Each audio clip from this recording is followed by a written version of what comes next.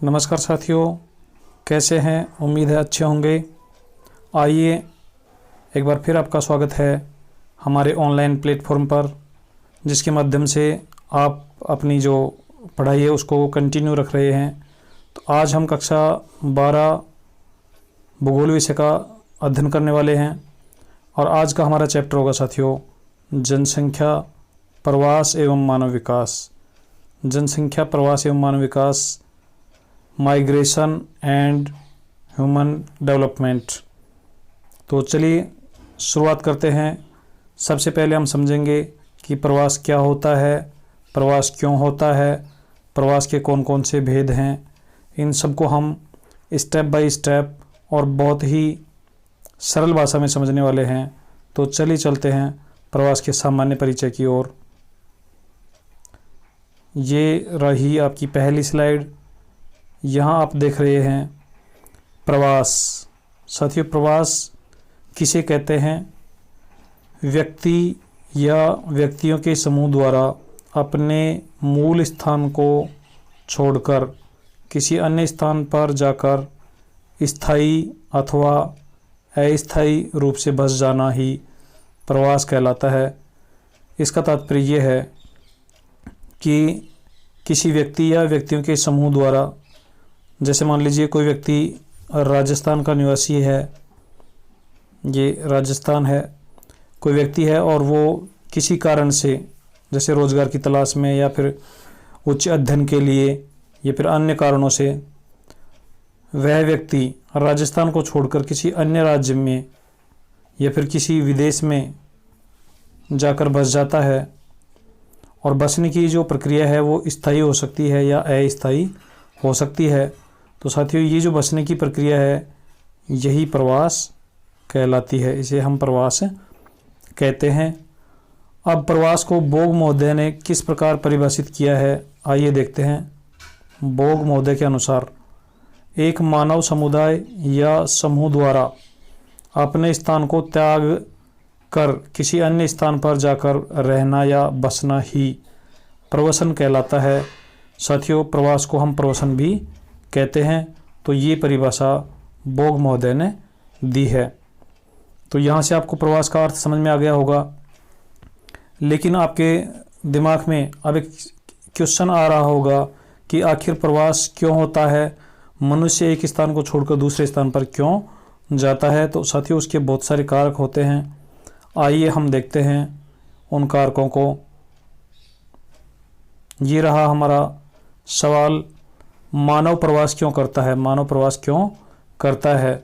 साथियों, आपको पता है कि मनुष्य जिस स्थान पर रह रहा है, यदि वहाँ पर रोजगार के पर्याप्त अवसर नहीं है तो रोजगार के अवसरों की तलाश में मनुष्य अपने मूल स्थान को छोड़ देता है और अन्य स्थानों पर रोजगार के तलाश में चला जाता है। तो इसी वजह से ये जो मुख्य कारक है वो रोजगार की तलाश है।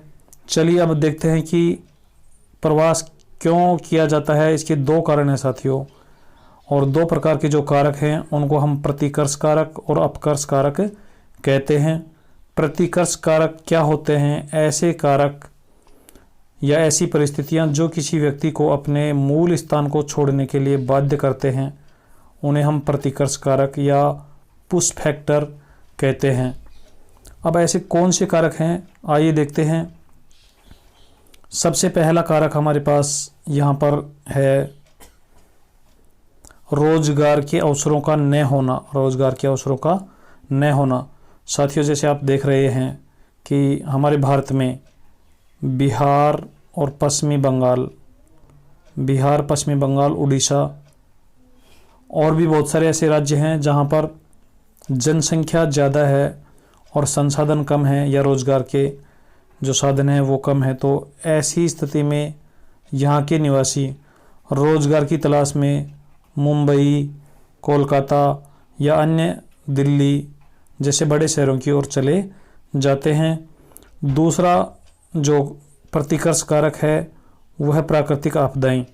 साथियों, जिन स्थानों पर बाढ़ आती रहती है या फिर अकाल पड़ता रहता है या सूखा पड़ता रहता है या फिर ज्वालामुखी, भूकंप, तूफान या फिर जलवायु परिवर्तन हो जाता है, तो ऐसे स्थानों से भी मनुष्य या मानव अपने मूल स्थान को छोड़कर सुरक्षित स्थानों की ओर चला जाता है। आप देख रहे हैं इन दिनों हमारे बिहार, पश्चिम बंगाल, असम, इन राज्यों में बाढ़ आ गई है और बाढ़ की वजह से साथियों वहाँ के जो प्रभावित लोग हैं वो अन्य स्थानों की ओर गमन कर गए हैं। तो ये सारी जो प्रक्रिया है ये ही प्रवास कहलाती है और इस प्रकार के जो कारक हैं उनको हम प्रतिकर्ष कारक या पुश फैक्टर कहते हैं। इसके अलावा साथियों सुविधाओं का अभाव से तात्पर्य ये है कि किसी स्थान या किसी क्षेत्र विशेष में यदि शिक्षा और चिकित्सा सुविधाएं उपलब्ध नहीं है तो भी फिर वहाँ के जो निवासी हैं शिक्षा के लिए और चिकित्सा के लिए अन्य स्थानों की ओर गमन करने लगते हैं। या फिर जैसे युद्ध की स्थिति हो जाती है, दंगे हो जाते हैं या आतंकवाद जैसी घटनाएं यदि घटित होती रहती हैं तो ऐसे क्षेत्रों के निवासी अन्य स्थानों की ओर जाना प्रारंभ कर देते हैं। इसके अलावा साथियों कुछ सामाजिक कारक भी होते हैं, जैसे विवाह। भारत में महिलाएं जो हैं विवाह के पश्चात अपने मूल स्थान को छोड़कर, अपने जन्म स्थान को छोड़कर ससुराल में जाकर बस जाती हैं। साथियों हमारा जो मेघालय राज्य है वहाँ पर इसका उल्टा होता है। वहाँ पर विवाह के बाद पुरुष को ससुराल में बसना होता है, तो ये अपवाद है। चलिए अब देखते हैं कि अपकर्ष कारक कौन से हैं। अपकर्ष कारक अर्थात ऐसे कारक जो व्यक्तियों को अपनी ओर आकर्षित करते हैं। तो चलिए देखते हैं अपकर्ष कारक कौन से हैं। ये रहे साथियों हमारे अपकर्ष कारक। पुल फैक्टर इनको कहते हैं। पुल का मतलब होता है खींचना। साथियों आप जैसे बड़े शोरूम में कभी गए हों तो वहाँ पर जो दरवाज़ा होता है, शीशे का जो दरवाज़ा होता है, उस पर जो हत्था बना हुआ होता है उस पर लिखा हुआ होता है पुश या फिर पुल।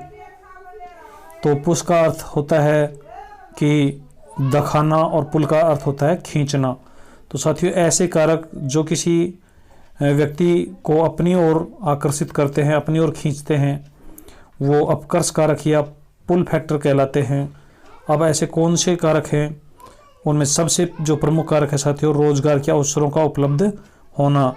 जैसे किसी स्थान पर, ये कोई ए स्थान है और यहाँ पर पर्याप्त मात्रा में रोजगार के अवसर हैं, तो साथियों बाहरी क्षेत्रों से व्यक्ति, मानव इस स्थान की ओर आना पसंद करेंगे। इसके अलावा चिकित्सा सुविधाएं हैं और साथियों शिक्षा जैसी मूलभूत जो सुविधाएं हैं उनकी उपलब्धता, अनुकूल जलवायु, शांत वातावरण आदि भी पुल फैक्टर हैं जो मनुष्य को अपनी ओर आकर्षित करते हैं। आपने देखा होगा जैसे वर्तमान में मुंबई जो है साथियों रोजगार की दृष्टि से यहाँ पर संपूर्ण भारत से लोगों का पलायन मुंबई की ओर हो रहा है। तो बहुत सारे जो लोग हैं वो रोजगार के लिए मुंबई चले जाते हैं।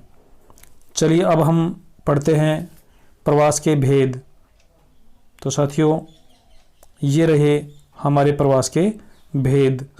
प्रवास के भेद से तात्पर्य ये है कि प्रवास करने वाले जो व्यक्ति हैं या प्रवास की जो प्रक्रिया है, साथियों प्रवास की जो प्रक्रिया है उसके आधार पर हम प्रवास के दो भेद मानते हैं। प्रवास के दो भेद होते हैं। पहला होता है उत्प्रवास जिसको अंग्रेजी में इमिग्रेशन बोलते हैं। उत्प्रवास क्या होता है साथियों आप समझ लीजिए, मनुष्य का अपने मूल स्थान को छोड़कर अन्य स्थानों पर जाकर बस जाना ही उत्प्रवास कहलाता है तथा ऐसा व्यक्ति उत्प्रवासी कहलाता है। अब आप एक बार इसको समझ लीजिए। जैसे हम बात करें तो भारत का जो मानचित्र है साथियों आप यदि देखेंगे तो हमारे पूर्वोत्तर या फिर जैसे मान लीजिए बिहार और पश्चिमी बंगाल वाले जो लोग हैं, यहाँ के जो मनुष्य हैं, वो रोजगार के लिए मुंबई की तरफ आकर्षित हो रहे हैं या फिर दिल्ली की तरफ चले जाते हैं। तो बिहार और पश्चिमी बंगाल के लिए ये जो प्रक्रिया है ये उत्प्रवास कहलाती है। और ये जो व्यक्ति हैं बिहार और बंगाल के लिए उत्प्रवासी कहलाते हैं। लेकिन यही व्यक्ति जब मुंबई में आकर बस गए हैं, मुंबई में आकर रहने लग गए हैं, यहाँ पर रोजगार में संलग्न हो गए हैं, तो फिर मुंबई के लिए यही व्यक्ति अप्रवासी कहलाते हैं, अप्रवासी कहलाते हैं। साथियों, सामान्य रूप से उत्प्रवास और अप्रवास को अब एक देश से दूसरे देश में गमन के अर्थ में लिया जाने लगा है। तो कोई व्यक्ति अपने देश को छोड़कर जब अन्य देश में जाकर बस जाता है तो अपने मूल देश के लिए वह व्यक्ति उत्प्रवासी कहलाता है। और ये जो प्रक्रिया है ये उत्प्रवास कहलाती है। और साथियों, जिस नए देश में जाकर बसता है तो उस नए देश के लिए आने वाला जो व्यक्ति है वो अप्रवासी कहलाता है। और ये जो प्रक्रिया है साथियों ये अप्रवास कहलाती है। अप्रवास को हम इमिग्रेशन बोलते हैं, इसे हम इन माइग्रेशन भी कह सकते हैं।